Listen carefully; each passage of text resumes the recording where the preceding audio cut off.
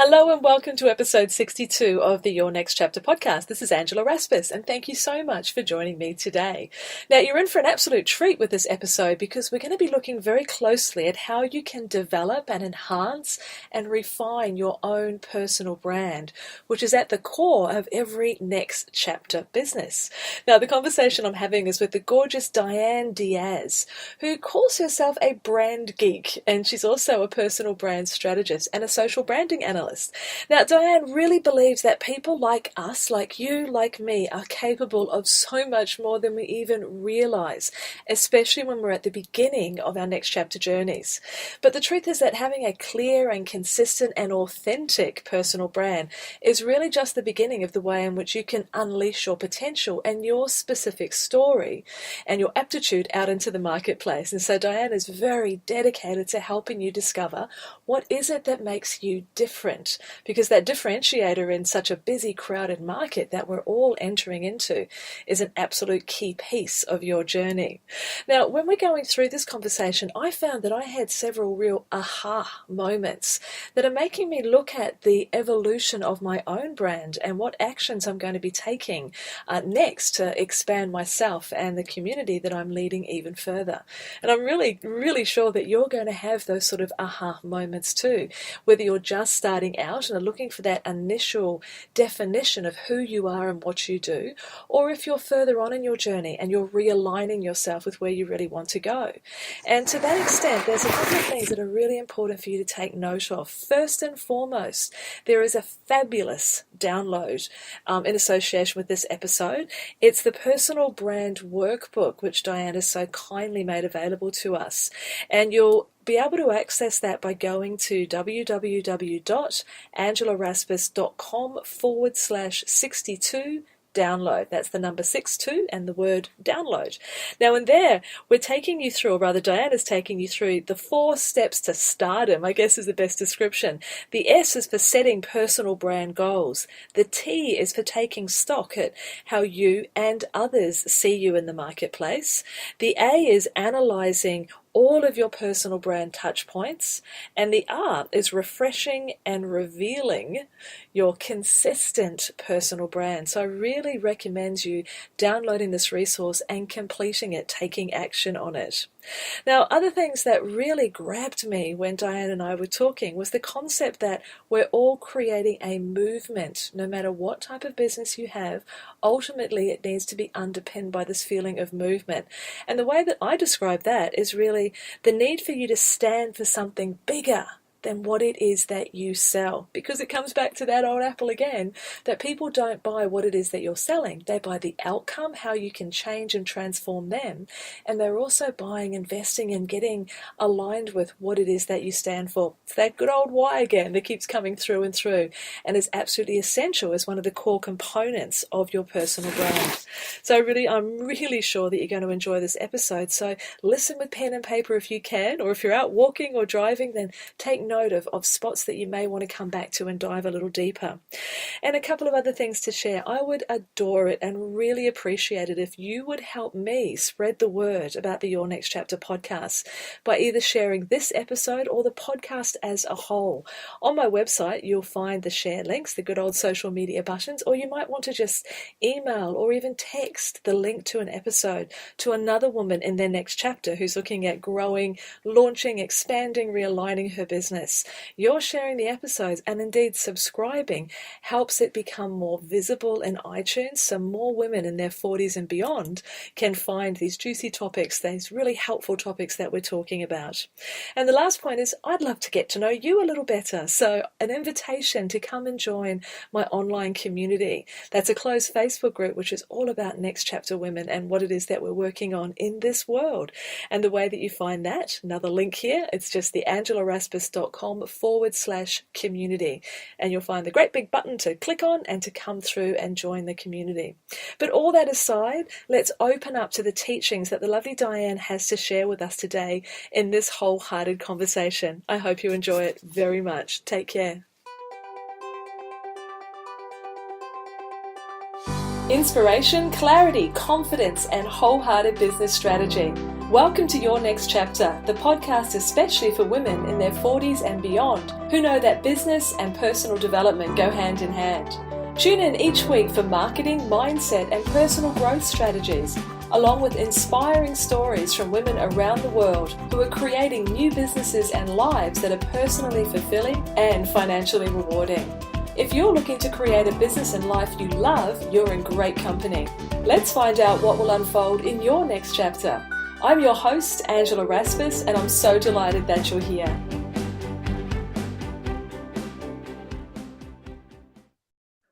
My next chapter is sort of a next chapter wrapped in a next chapter. I was a marketing director in the land development industry, so real estate.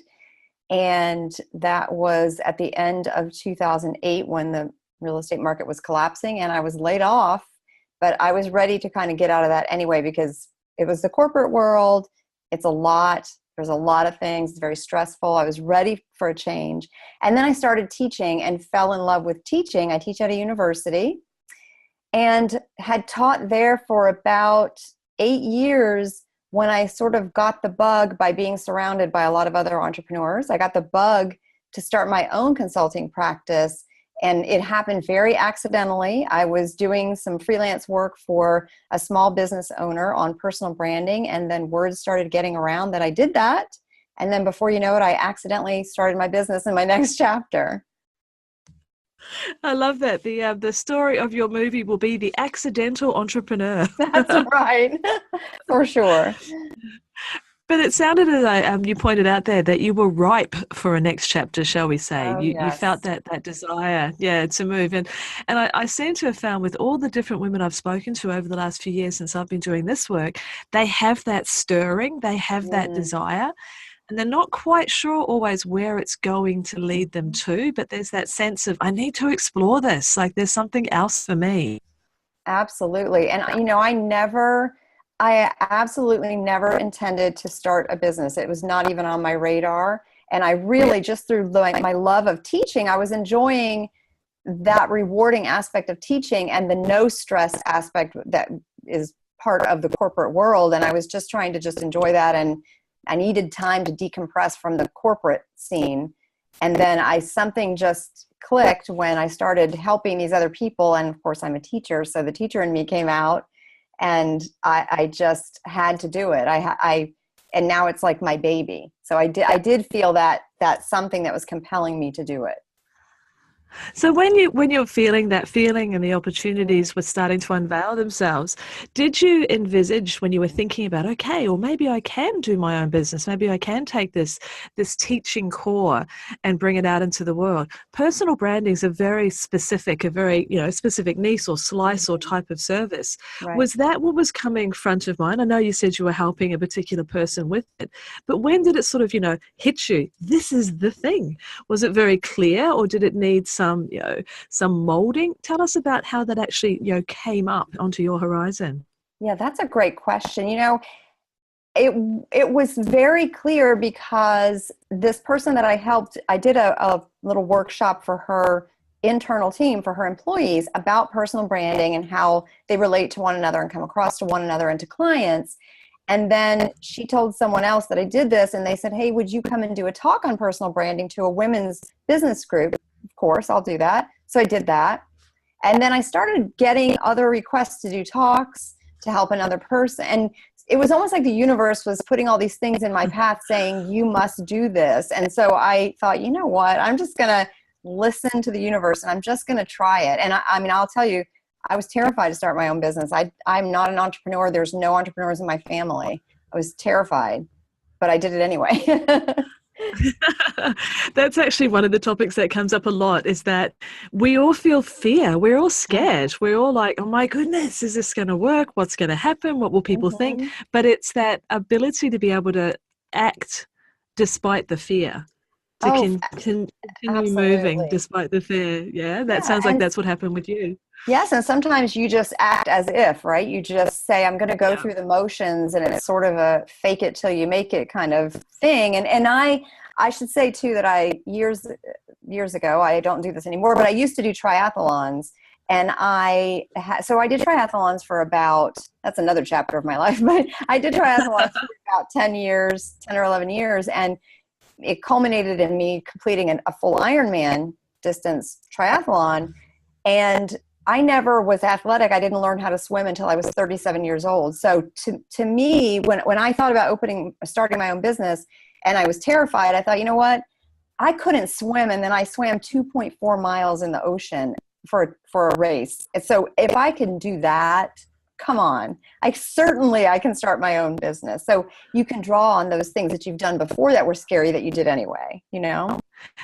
That's really important, isn't it? It's going through and looking for evidence in the past of when you felt a fear, or when there was a challenge, or when you weren't sure this was going to come off, but it did. Absolutely. I mean, there's so much evidence we can look back on and say, okay, I stumbled and fell and that didn't quite work out. And sometimes our brains go to there to sort of protect us. But I reckon if we do a little bit more digging and searching, there's great examples. And my goodness, I can't ever imagine swimming that far. I'd definitely be in the drowning brigade. So well done you. Well, thank you. I thought I would be too. And then when I did it, I thought, wow, that's pretty. I was just so impressed with it. I mean, never mind the rest of the race, just the swim alone. I was so happy with myself. And and that's why when I was so terrified to start my business, I thought, well, what's the worst that can happen? I'm certainly not going to drown by starting my own business. So I'm going to go ahead and do it.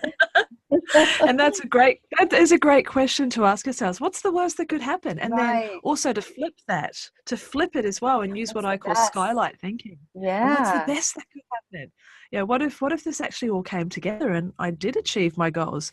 Imagine that for a moment, because I think we're so quick to imagine the worst case scenario often, but there's actually a flip side to that. Right. And one thing I love to add here, and it's something that is a necessity whenever I'm working with a client in my masterminds or personal work or workshops, I insist that a client creates what I call a fabulous file.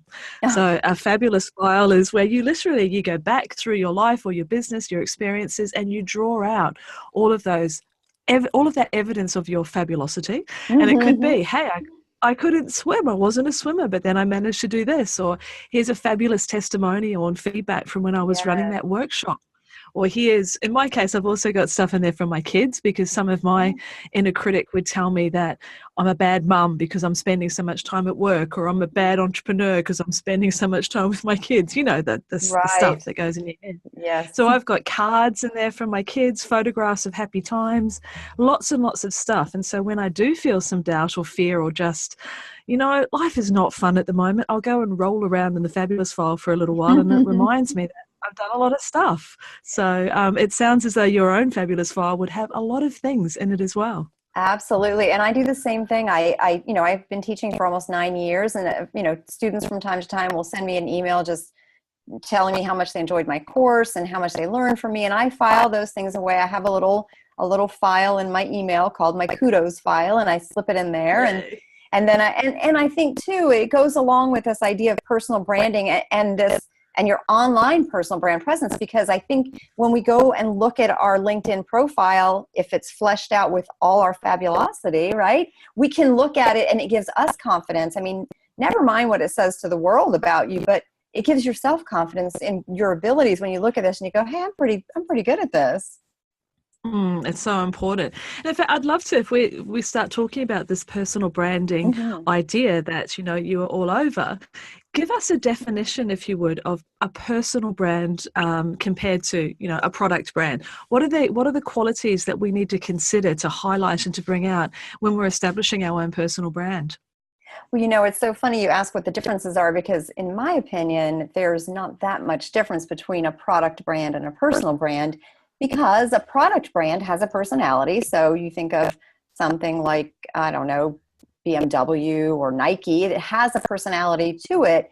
And we do too. Now, of course, we're communicating with other people and we're conveying our brands in that way. But just like a product brand, we have to be consistent, we have to be clear, and we have to be authentically who we are. So everywhere we come across, whether it's in person or online, has to have those three things: clarity, consistency, and authenticity, so that we can connect with people in the way that's really who we are, and that our essence comes through. Because when we're authentic, that's when other human beings connect with us. When we're trying to not be ourselves, other people pick up on that, and then it doesn't attract the right fit clients, customers, connections, whomever, right? So it's just like a product brand needs clarity, consistency, and authenticity, so too does a personal brand.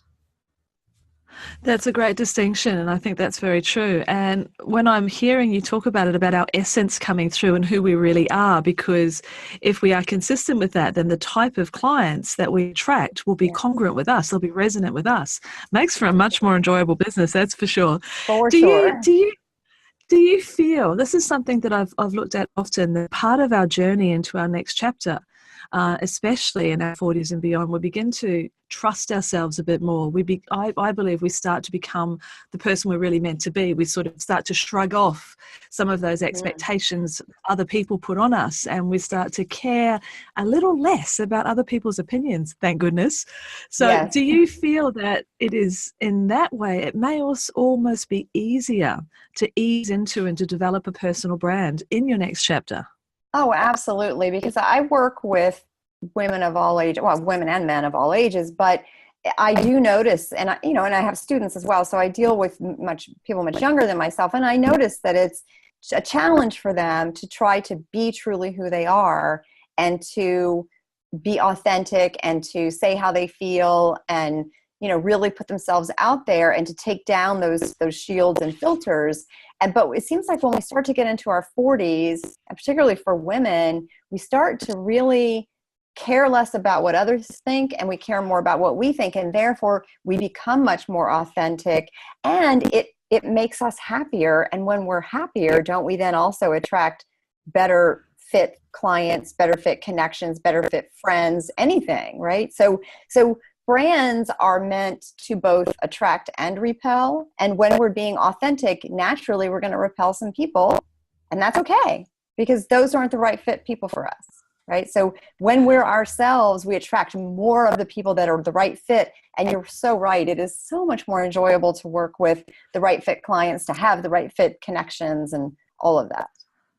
Yeah, it feels a heck of a load better, that is for sure. And that point that you just brought up, I think, is one that definitely needs a little bit more talking around as well. Yeah. That concept, which I completely concur with, about your brand, your messaging, your products need to repel as equally as they attract. We can't be vanilla. We need to have an opinion. We need to stand for something. Yes. But do you feel that sometimes people are a little bit concerned about, well, if I push these people away, doesn't that sort of bring down or limit the type of business that I can build? What do you feel? How could you reassure somebody about that? It's okay to repel. It's okay. Right.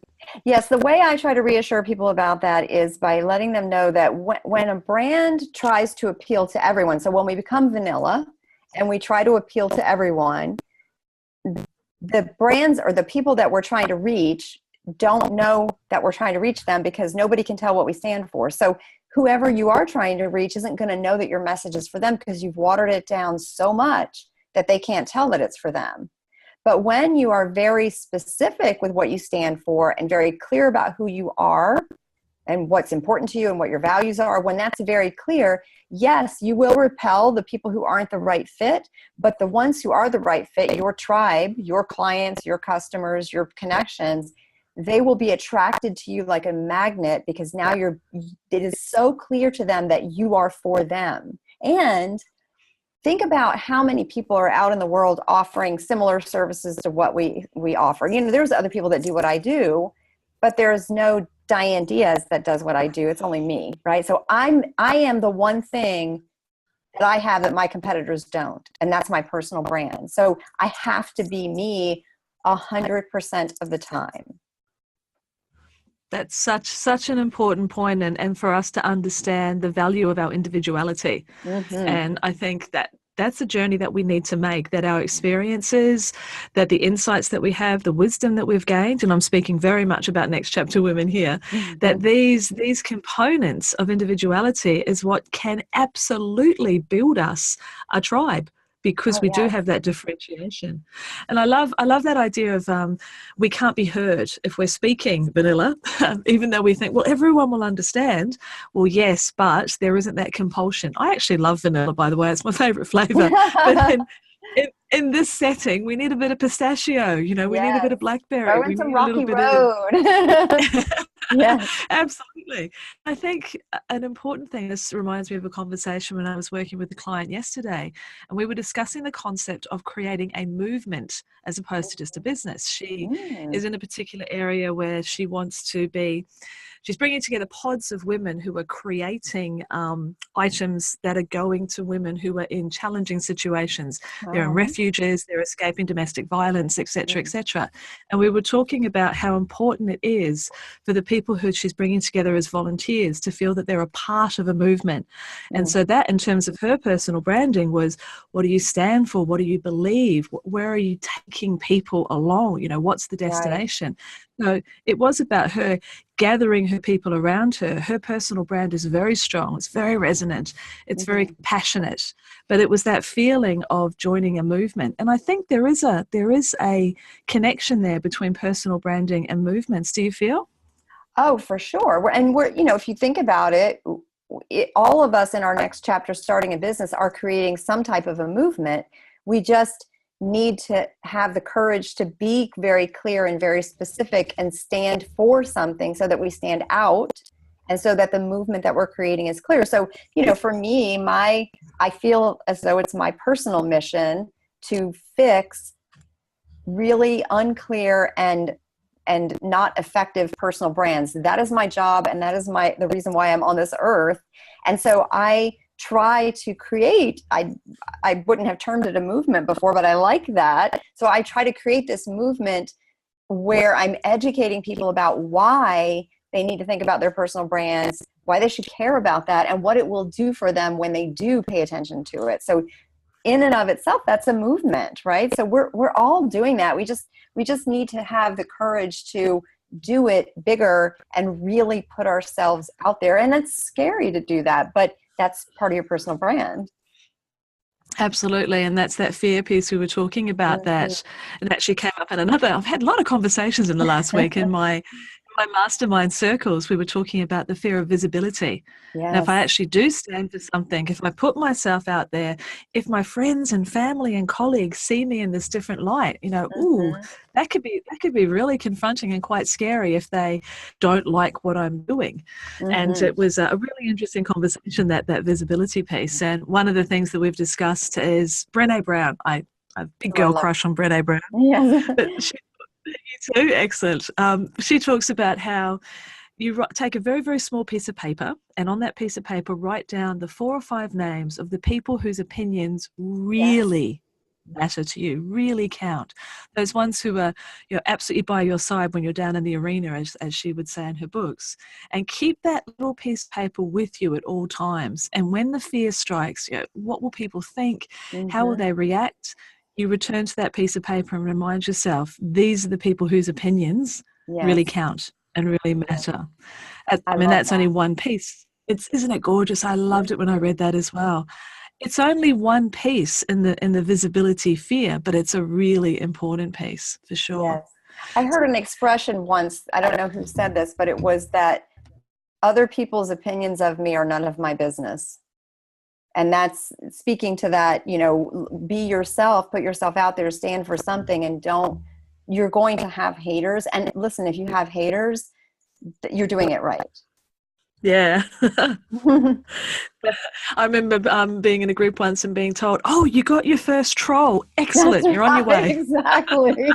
You've made Because it. you're obviously you made it. You're standing up for something, and that Yes, that will always polarize people. yes, And I think a good personal brand, we don't step out there with the intention of, I'm going to no, make some people completely dislike me. That's nope, not the intention at all. But I say that you need to polarize to mesmerize. That's what yes, I that's what I. love that. Yes, it's so true. It's a good feeling, your people hear you strongly. So, Diane, let's talk about do you see as the components of a personal brand? If we're thinking, our listeners are going, yeah, okay, I understand. I need to stand for something. I need to be authentically me. But Mm-hmm. if we had almost like a bit of a checklist or a grid of what are the components that I need to be aware of and focus on to build my personal brand, how would Mm-hmm. you describe those for us? Oh my goodness, there's so many, but I would first of all I would divide them into sort of the offline and the online, right? Because we're offline connecting with people, but we all live so much in the online world, and I think sometimes people forget a little bit about that. Even though we're all online all the time, we forget that it's a representation of us. So in the offline world, obviously, as you're going about your day connecting with people, you have to think about how you're coming across and what it says about you. So, and it's not with the intent to be so nervous to talk to anybody because how am I coming across? But you just want to make sure that you're doing the things that set you up for being seen the way you want to be seen. So you have to ensure that, if you want to be seen as someone who's on time, then be on time, right? If you want to be seen as someone who's very connecting and open, shake hands, look people in the eye, remember their names, all those things that you do in sort of that networking environment. But to me, the biggest piece in today's world is that online component, because again, I do feel that people often, maybe they don't forget it, but they don't really put intentionality behind what they're doing online. So I want people to look at all their online presences, all the platforms that they're on, and ensure that there's consistency across all the platforms, because when your brand is consistent, you build trust with your audience. So if you go to my different presences online, my website, Facebook, LinkedIn, and you see the same headshot, it's me. If you see the same messaging, the same bio information, the same title that I call myself, that it's me. And if you see the same messaging that talks about personal branding, you start to believe, and it builds trust in your belief that I know about personal branding. So I want people to look at all their online platforms where they exist and make them all consistent with who you actually are in the offline world, so that you build that trust with your audience. I think that's really important. It's such a simple thing that we can do and easy to overlook. Yes. That even I remember receiving that advice about using the same headshot in all different places, which I think I'm pretty consistent with. I recognize now, staring at my own photo as we're in here on Zoom, that it's time for a new one. That haircut was about 3 years ago. So there is that little bit, I think, of we don't need to run out there and spend thousands of dollars on great No. photographs, but it does need, please don't use one from 10 years ago. I need to recognize you when I meet you. Exactly. I love that concept of intentionality. Yes. So I guess when you're walking into like a networking event, you're much more conscious. Here I am, physically, here I am walking into the room. But perhaps we don't put quite as much energy into I'm about to post something or I'm about to do this or that online. So you're suggesting here to perhaps to pause and to bring your energy into alignment with what you're wanting to put out into the world, yeah? Oh, absolutely. And that's, you made a good point, because I not only what people have on their profile as far as their profile picture or their title or any of that, but even just things that you're sharing and liking say something about you. And today's political climate's crazy, and I know people like to share their opinions, which is totally fine. But you have to have sort of a personal policy of how you want to use social media. Some people share lots of political opinions, and that is their brand, and that is totally fine. Mine is different. I try not to share inflammatory things, but there are many times I start to post something and then I just let it sit for a minute, and I think to myself, is this something I really want to begin to receive feedback on that would reflect on my brand in a way that I want to come across? So I give myself a minute to think about it, right? So that I'm sure that what I'm sharing is going to reflect well on how I want to be seen. And I'm not, a political analyst or anything. So a lot of times I'll start to post something and I'll think, no, I'm not going to share that. Never mind, because it's really not going to help my personal brand image in any way, shape, or form. And it's just not how I want to use social media. And again, I'm not saying everybody should follow that policy, but everybody should have some kind of a policy that they follow as to how they use social media, because it is your brand. It is you online. It's really made me start thinking. I've never looked at it from that perspective of having a personal policy for how I will interact online. I know that occasionally on my profile, as opposed to my page or my Next Chapter community group, that occasionally, I mean, my husband and I have these conversations. There's a huge movement here in Australia at the moment about marriage equality. And I'm cranky as hell that we haven't got our bums into gear in Australia and actually gone ahead with marriage equality yet. It feels like why are we still having this discussion now? But my husband and I differ in this area, because he believes that marriage is a particular institution, and he absolutely doesn't have any problems, inverted commas, with people who want same-sex marriage and that, but he doesn't like to use the word marriage in association with it. We've had some very interesting debates in our household about that. But when I go to post stuff, like I just updated my Facebook profile picture with my support for the movement here in Australia, and there's a part of me that went, is this how I want to be perceived? And I did have that moment of, hell yes, I do. I'm very happy. Absolutely. Yes. And that, I guess, was my unconsciously considering my personal policy for what I stand for, what I believe in, how I want to be seen. Absolutely. A little question that it's bringing up for me is, how do we walk that line between being authentically us, here I am, warts and all, versus cultivating our brand of how we want to be perceived?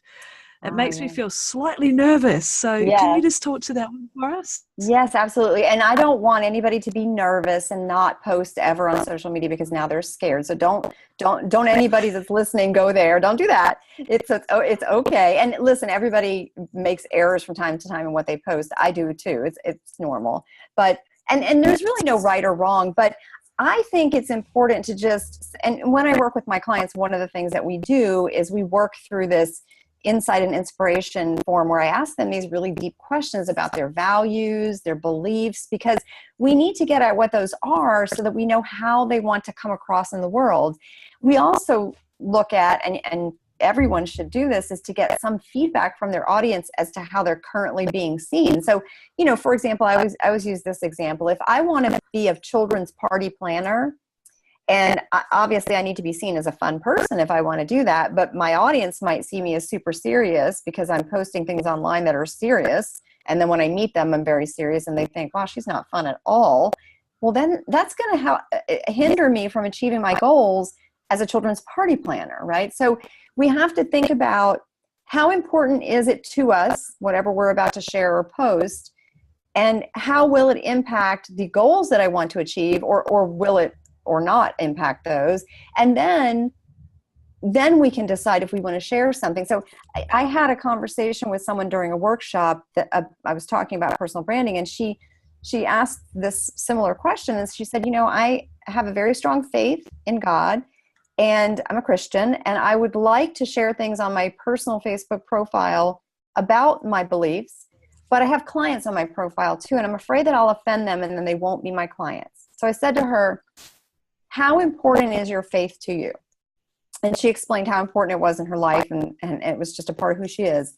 And I said, well, I think you should share about that. Not ever with the intention to offend anybody, but if you make a post because it's something you feel is inspiring and it relates to your faith, good for you. And when it repels some people, because it will, they are not your customers. They are not your clients. They aren't the right fit for you. And they will go find somebody they are happy with. But more people that are the right fit will be attracted to your authenticity of sharing who you really are with the world. So it's not about being tentative and scared, but it's about just knowing really what you stand for, and how important those things are to you, that you feel compelled, like you did, in showing your support. And I've done the same thing. We had the Pulse tragedy here in Orlando last year, and a lot of people were sharing their support by doing the little thing around their Facebook photo. And I did the same thing because it means a lot to me. So I think those sorts of things that are deeply ingrained in us, they have to come out, and we have to share them. And again, it's never with the intention to offend or repel, but it is going to probably repel some people, and that's totally okay. I think, and that's where that concept of the polarized can come in, and it's Yes. okay. Yes. So there's two very specific actions we can take. The one from listening to you is to become really aware of what do we stand for, what are our Yes. values, because Absolutely. I know it might. Yeah, in our next chapters, we want to have a values infused business. I don't want for there to be a dividing line between, okay, Angela is now in business mentor mode. Right. We'll put that hat on. Now Yes. I shall take that hat off and become Angela, the real person, at the end of my business day. Right. I don't want that. I want to be me through and through. And I believe, maybe I should go ask my audience, but I believe that authenticity, that wholeheartedness is Yes. the value that I identify with, is evident in my personal brand, and in Hmm. that, yeah, there is that fluidity between who I am, what I do, how I show up in the world, both in my business and my personal life. So really being aware of those values. And I love the way you described the example of the woman with the strong Christian values. Hmm. That's her ethos. And Yes. if a client finds that, and wants to move away, then yeah, they're never going to have that Right. connection, that really authentic client connection that we crave. So that's Absolutely. number one. Got to know those values. And then number two, to have that conscious awareness when you're looking to post, or when you're looking to be out there in some way, is it congruent with you? I Hmm. think when we give our teenagers all sorts of advice about what are you posting online that's there forever, Oh, maybe yes. maybe we need to consider that for ourselves as well. Just not be fearful, just be conscious. Yes, Conscious. exactly. Just be aware and be intentional about everything. Absolutely. Okay, so we talked about, in terms of brand components, we need to be aware of this offline and online, that they're two different ways, and we need that consistency between them. What are other components we talked about the consistency of the photograph and the bio and Hmm. the messaging. Are there other components when you're building a personal brand, when you're first stepping into this, that we should be very aware of? Oh my goodness. Yes. So, there is getting at the personality of the brand. And one of the ways that I do that with my clients is through an archetype assessment. I don't know if your audience, Yeah. most people don't know that much about archetypes. They might have heard of them, but I like to use an archetype assessment because it really uncovers what can be hidden personality traits or storylines that we follow that we aren't even aware that we're following. And sometimes my clients will have huge aha moments because we'll uncover this overarching personality of theirs, and they'll think, yes, that is me. Now we have a way to message it so that when we're creating their LinkedIn summary and their LinkedIn headline, for example, we can capture the essence of their personality and let that come through. So brand personality is very key to helping you connect with your audience, and especially, I should say, online, because when you look at someone's LinkedIn profile, you just have that one-dimensional view of them, and you're just really reading words on a screen. You're not face to face. You can't see their body language. You can't see anything about them. So that personality needs to come through in what you do. So when you're crafting your personal brand in these different platforms, the personality should come through in your photos. It should come through in the messaging. I just had new headshots done, and I explained to the photographer the look or the personality that I was trying to convey in my headshots. And that helped her capture that for me, because that's how I want to come across to my audience. So personality is a huge component of personal brand, and what I do to help my clients come through more authentically, to have their personality show up. So I think when I did archetype, I did one of those gorgeous we tests a while ago. I believe I'm an alchemist. Is that one of the? Have I got the right things there in terms Yes, of so that would archetypes? also be known as the magician. Yes. So yes, so you're transformative. You help clients do things they didn't think they could do. Yes. And I'm the sage, which is congruent with being a teacher, of course. That makes sense. Yeah. Well, Yes. ah, I'm going to have to go back and look at my notes because, Yes. yes, I think especially how you just described LinkedIn, where it being Mm-hmm. so one-dimensional and being brave enough to actually bring that personality out. Again, depending on who you're working with, that's Yes. going to have, or wanting to work with, that will have an influence on the degree in which you shine or bounce across the screen. I think Mm-hmm. it Yeah. makes me laugh, actually. I just reminded myself when I was a kid, my nickname was Tigger because of from Winnie the Pooh, I bouncy love bouncy that. Yes. I've Wonderful, always been fun, rather fun, fun. I I've know the always been whole rather song. enthusiastic. You do? Yes. Oh, good. I'm not the only one. So I've always been rather enthusiastic. And the beauty is, because this is one of my next chapters as well, Uh-huh. when I was in corporate land, I probably didn't bounce quite as much as I do now. I've been set free. Mm. Yes. Okay. So So, language, choosing our words, being conscious Yes. perhaps of the words that we like to have associated with ourselves would that be a useful exercise as well in terms of Oh, perception? absolutely. So, for example, in a LinkedIn summary, and in your headline, it's the tendency of most people, because LinkedIn's a professional networking platform, to write very professionally and stuffy and buttoned up and Yes. boring, right? Because that's what we know. And listen, I come from the corporate world, and it was hard for me to make that shift from writing marketing plans that are very businessy to writing, in a more engaging way that's human. That's a huge challenge. But in a profile or in a platform like LinkedIn, or anywhere that you're sharing content, even on your website, you're talking to other people, other human beings, and you're trying to engage with them. So it is super important to consider the words that you're using and to write in a way that is authentic to your personality and your archetype, and will resonate with your audience, so that you're speaking their language too, so they understand, again, that you're talking to them and you're not just trying to be vanilla and just be, generic. It's one of the things that my favorite tools in the whole world is my app for dictionary and thesaurus on Oh my my phone. goodness, me too. Yes, I love words. I me love being too. conscious of the words that you choose to use when you're talking to yourself, the Hmm. words that you choose to use when you're working with a client to encourage and open them up.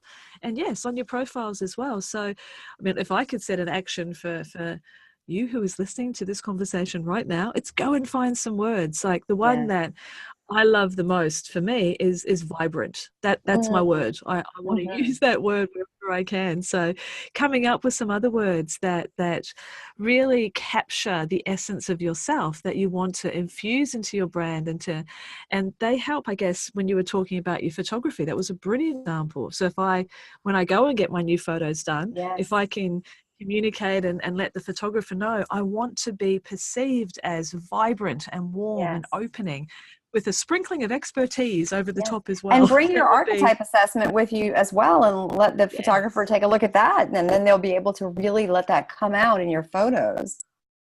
So personal branding is fun. Oh I my think gosh, that's yes. perhaps that's the biggest message that we need to get across, is that this is fun. This is the beauty of having your own business, of having your own business.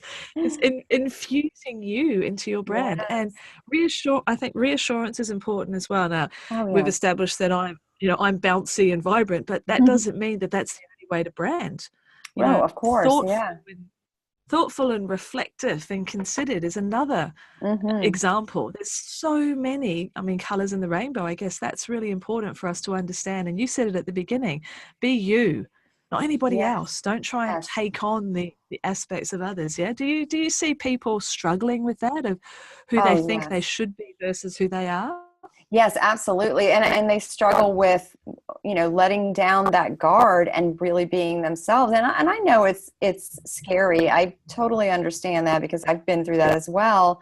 But the point that I always try to make clear to them is, really and truly, you really are, your personal brand is the only thing you have that your competitors don't. Because think about how many lawyers there are, how many doctors there are, how many coaches there are, how many personal brand strategists there are.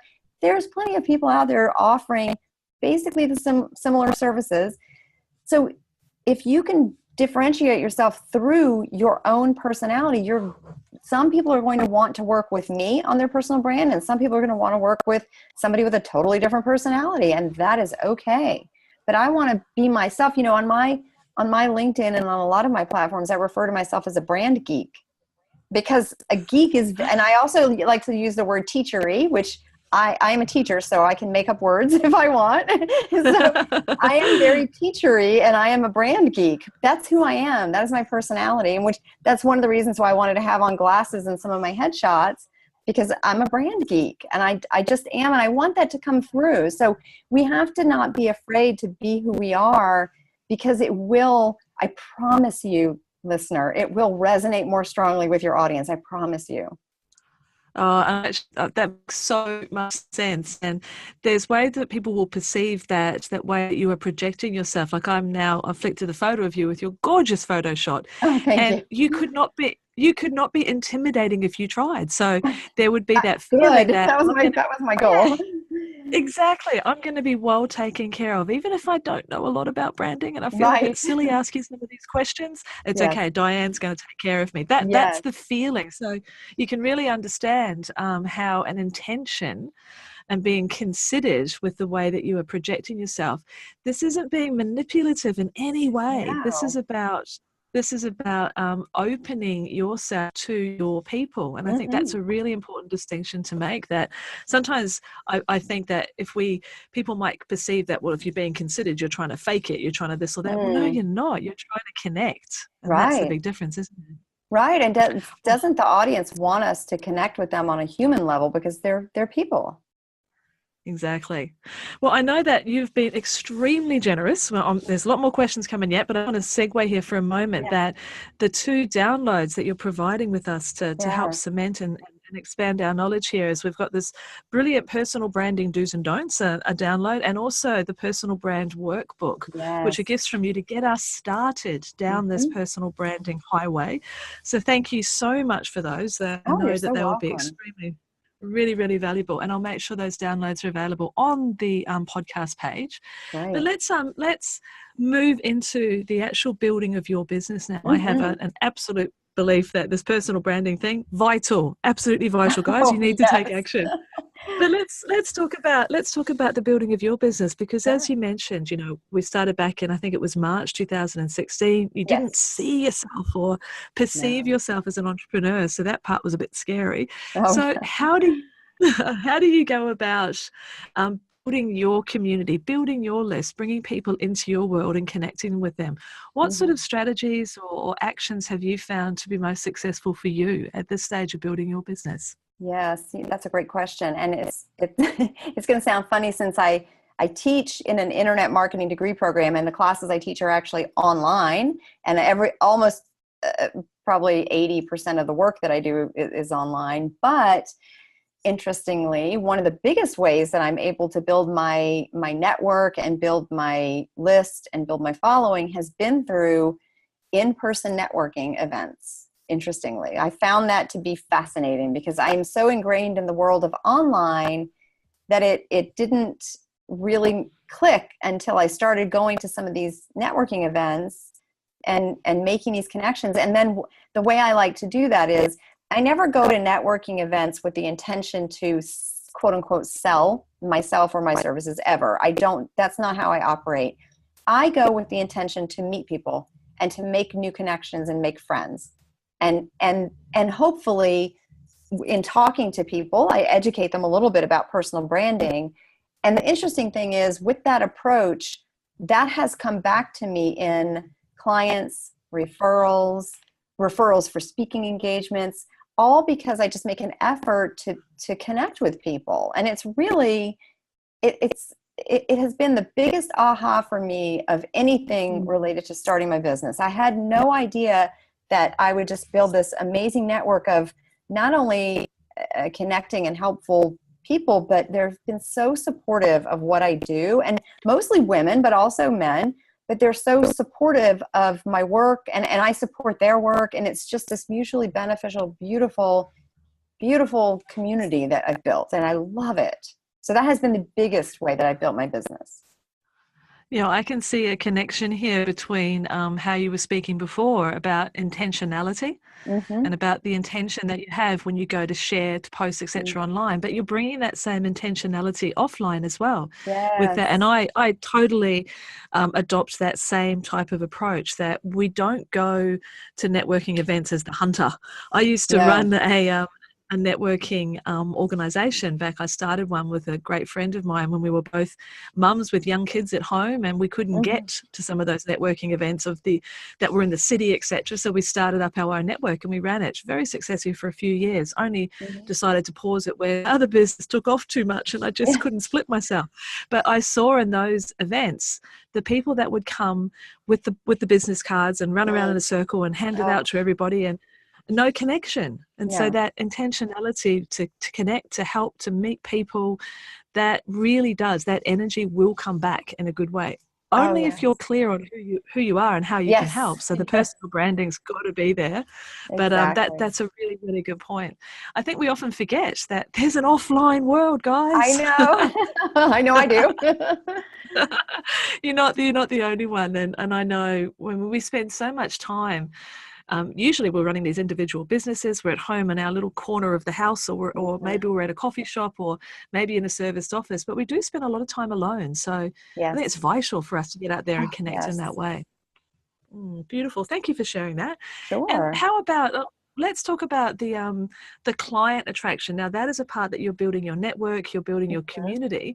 But when it comes to actually bringing people across the line, so turning Mhm. interest and desire into investment, so bringing people into your world as a paying client, how have you found that that has worked well for you?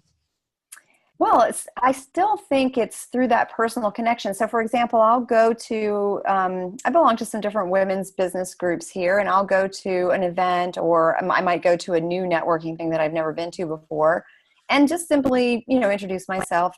We talk about what they do, I talk about what I do. And again, never with the intention to sell. But of course, I give them a card, and then I make it a point that when I come back from an event, I immediately go to LinkedIn and I connect with that person on LinkedIn, provided they have a LinkedIn profile, which everyone should, by the way. That's my tip. Get a LinkedIn profile. So I immediately go to LinkedIn and connect with them. And I never just hit connect. I always personalize the message. And then I say, it was such a pleasure to meet you at the thus and such networking event. I'd love to add you to my LinkedIn network. Let me know if you'd like to have coffee sometime. So I try to take it to the next step, because if we just meet people, that doesn't do anything necessarily. But if we're willing to put in the time to build a relationship, that's where you start to have people say, I was thinking about my personal brand, and I heard something you said, and I think I might need help with my LinkedIn profile. And then that's where people start to reach out to me, because they met me, and then maybe we had coffee once, and even if I meet someone online and they don't live where I am, I'll have a virtual coffee with them on Skype. And that's how I've been able to I'm simply sharing what it is that I do, and I'm educating them a little bit about why their personal brand is so important. I never push. I never ever, ever make a hard sell, because it's not my personality. I don't like it. It feels icky when people do it to me, and I don't like to do it. So I just sort of try to educate people, and then it brings them back when they start reflecting on their brand, and they're like, oh, I kind of need help with this.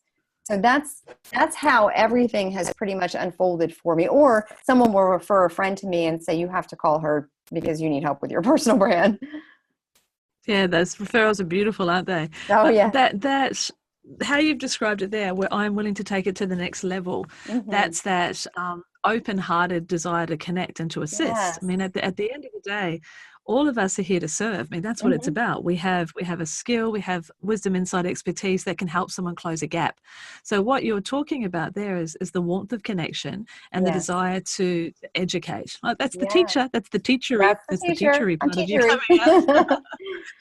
And so I think if we then using that same approach, if we focus on how we can help, and if we Yes. focus on inverted commas freely Yes. giving tips, advice, etc., whether it be face to face as you are, but you can Mm-hmm. also, I guess, bring that in. It stretches out in terms of the blog posts that you write, Oh, perhaps absolutely. the opt-in that you have on your website. So Mm-hmm. that's just in case anyone listening is not familiar with the term opt-in, that's a small, it could be a video, it could be a PDF, it could be a challenge, lots of different ways in which you share your expertise in exchange for someone joining your community. So Right. let's talk about that piece just for a moment, Diane, Sure. because the workbook and things that you're obviously providing to us, is Mhm. that a part of the way that you attract people to connect with you when they're on your website, when they do go to check you out? Yes, absolutely. So on my website, they'll be able to, fill out the form to download the personal brand workbook. And so that is sort of my way of, it's hard to want to think about your personal brand and we don't know where to start. And sometimes people don't even know if they need my help. They don't even really fully understand, well, what does she really do? I don't know if I even need to be thinking about this. So the personal brand workbook is something to just get their mind started working through it and being intentional. And that is what often sparks an interest in even thinking about your personal brand, let alone possibly hiring someone to help you. And even if all I've done is to get them to think about it, that's great. They don't even, not everybody's going to hire me, and that's fine. But as I said, it's my mission to teach people that they need to care about their personal brand. And I really, really want to fix every disconnected, not well done personal brand, because as a branding person, I always say that my brand head is about to explode when I see bad branding. So I want to fix it all. So I try to educate and help. And when you approach it in that way, as to sort of some people have probably heard the give, get. So we help, and then it comes back to you, right? So I try to come from a helping and a teaching mentality, and then that comes back, and I nurture those relationships. And I'm very good at follow-up too. I do a lot of follow-up with people. Oh my goodness, following up is so important. I remember I was presenting at a conference a couple of years ago for professional services, and we were talking about how the average person takes between 8 and 12 touch points to turn from a prospect into a client, and the average service provider gives up after 2. Oh, yes. And so, yeah, we assuming if somebody has said no, that's it, but it's not. No, it's not now. And right. So it's that importance of keeping in contact, of nurturing.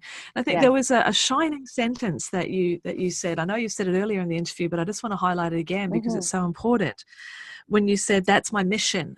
That's my mission, is to rid the world of bad personal brands. Yes. But Yes.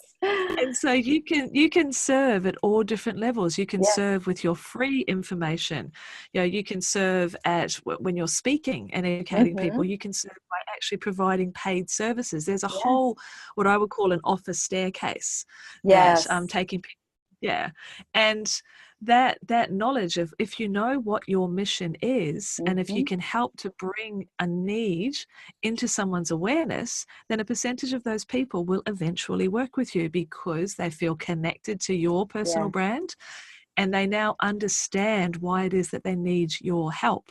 But we can't assume that people will understand that without us taking them on a bit of an educational journey, which is what you're doing by providing those insights and opt-ins and blog posts, etc., etc. So that's what we need to do. We really need to, that's entrepreneurship 101, so to speak. Yes, absolutely. But it's important for us to highlight that, because everyone has a buying cycle. Yes.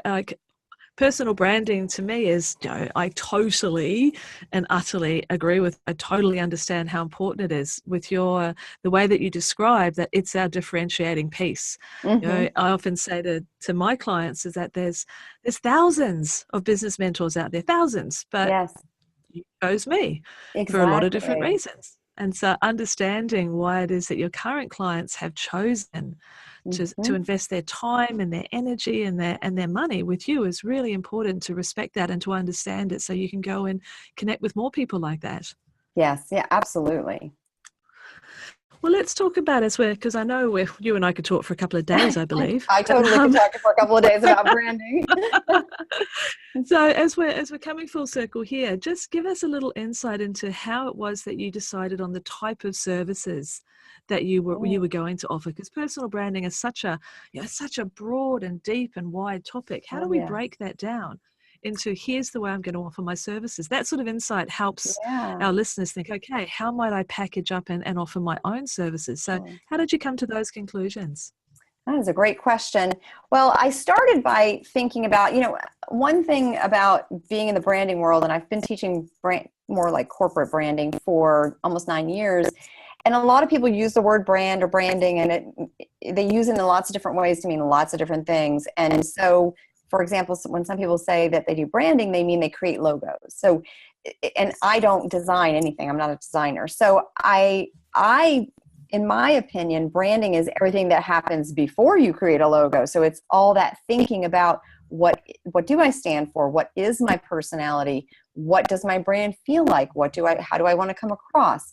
All of that is the brand before you put the look and feel of a logo to it. So since I'm not a designer, obviously I'm not going to design any logos, but when I was deciding how I was going to do this, I wanted to focus on the background work, all that background stuff that happens to get you to that next point of, okay, now I can have a logo made, or now I can have headshots done, or now I can have, my website designed. So in thinking about that, one of the packages that I decided to offer was helping people sort of define what their personal brand stands for, what the terminology is that they might use, how might they message themselves.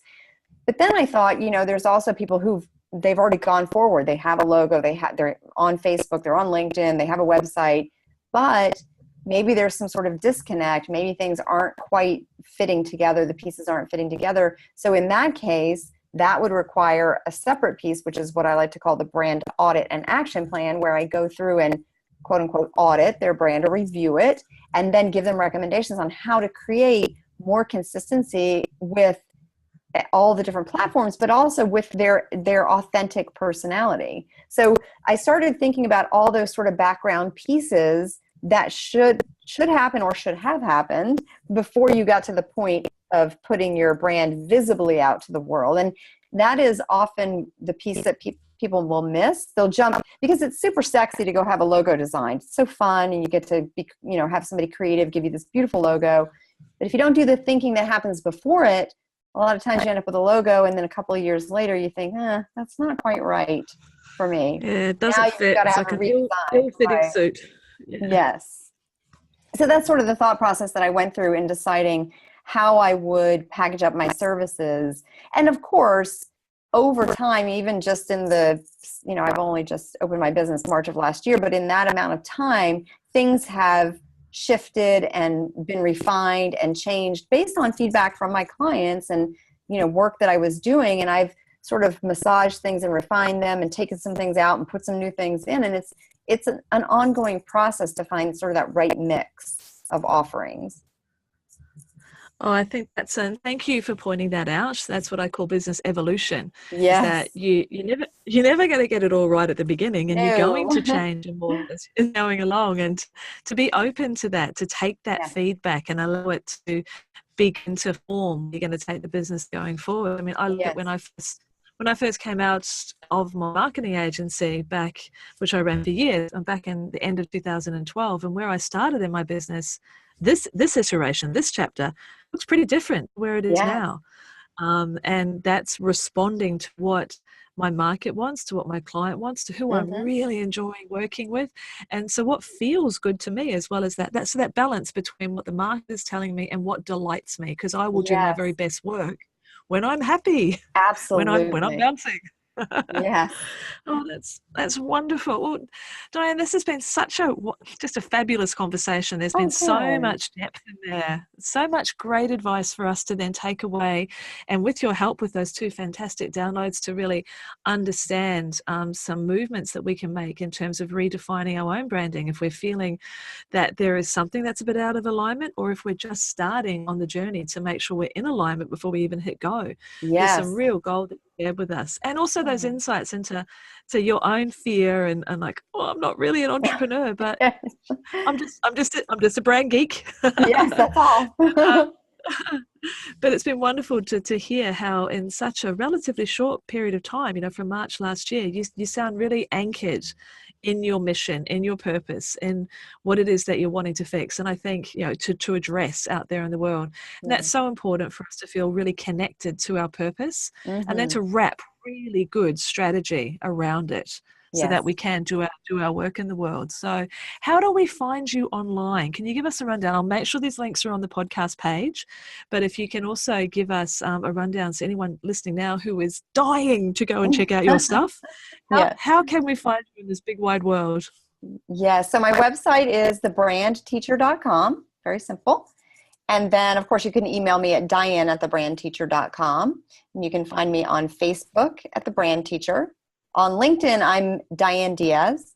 And then on Twitter, I am the Diane Diaz because Diane Diaz was taken. It's a very common name. And then on Instagram, I'm The Brand Teacher.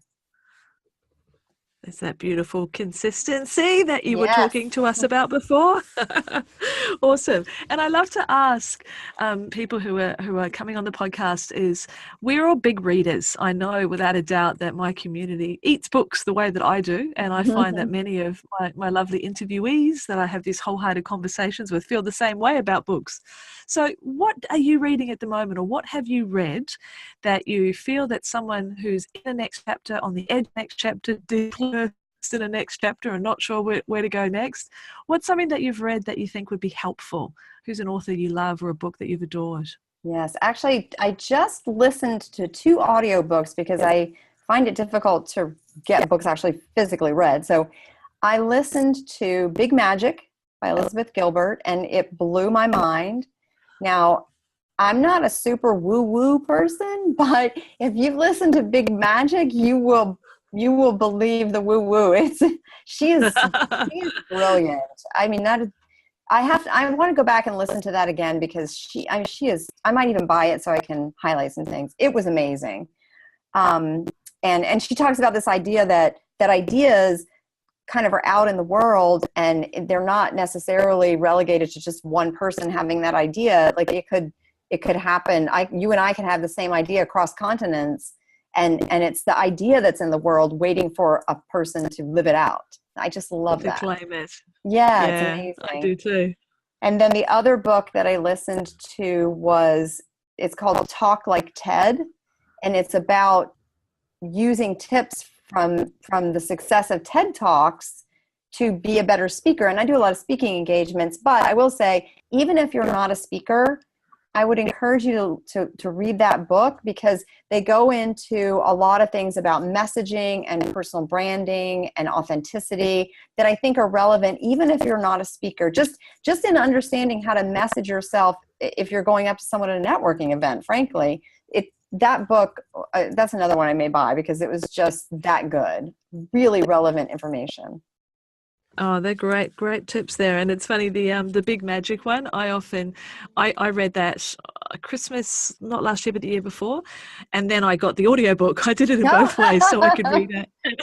And I could hear her as well. And I like to describe myself as grounded woo-woo because there the you woo-woo go. world, the woo-woo world started to open up to me about 5 years ago. I think it happens to a lot of us. We start to, again, move into these next chapters and start to go, you know what, there's more to life than what we see and perceive and understand.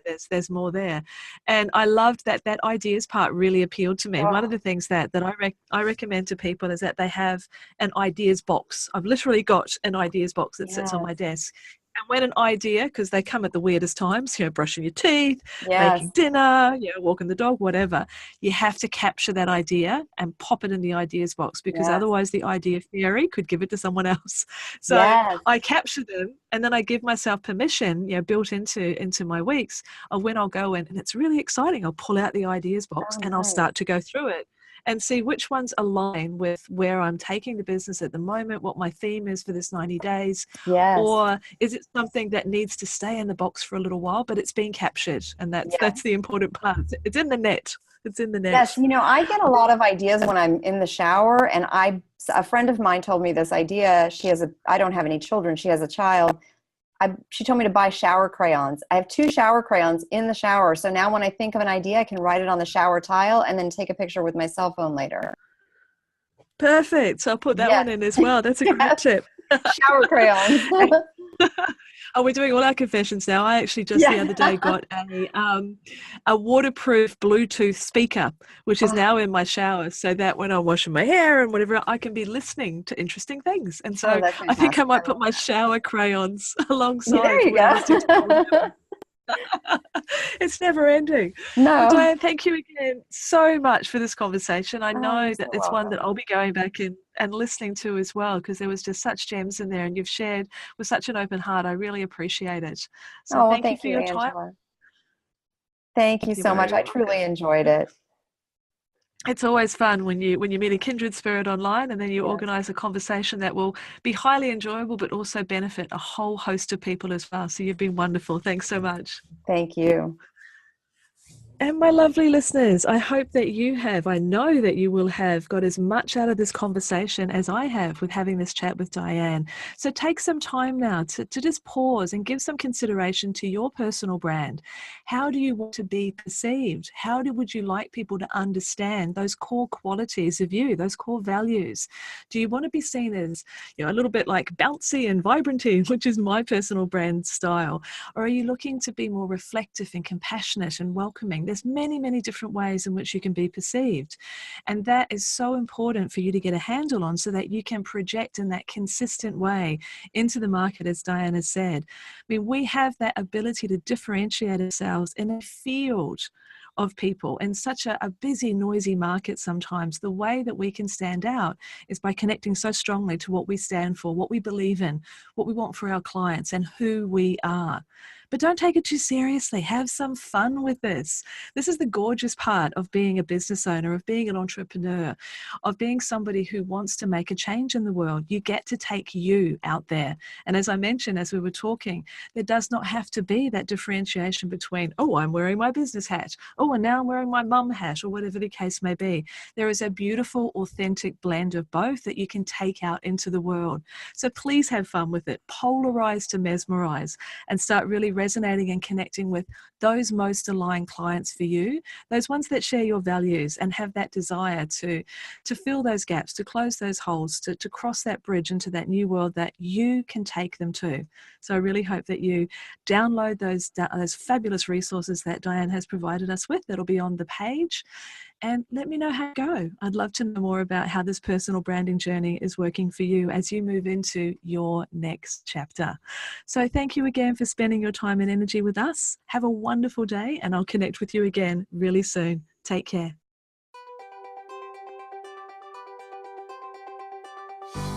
Thanks for listening to the Your Next Chapter podcast. If you've enjoyed this episode, please let me know. Pop over to angelaraspas.com to subscribe to the show and leave a review. And whilst you're there, you can also enjoy valuable free resources, including show notes and downloads, along with the Next Chapter community, where you can connect with other wholehearted women on the same journey as you.